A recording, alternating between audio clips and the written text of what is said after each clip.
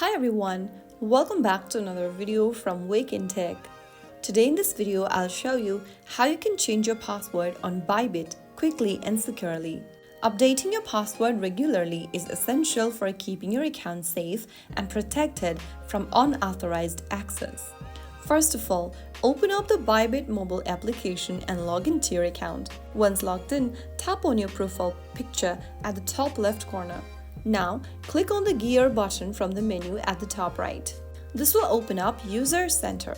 Click on Security from the User Center option. Under Security, click on Change Password. On the next page, enter your current or the old password you are using for your Bybit account login. Now, enter the new password you want to change to in the next field. Make sure you type in the strong password so that you can secure your account. Finally, click on Confirm. And that's it.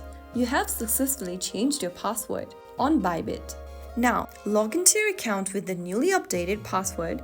Type down your email or phone number in the first field, and on the next field, type in the new password that you just updated to. Finally, click on Login Now, and within a few seconds, you have successfully changed your password and also logged into Bybit with the newly updated password.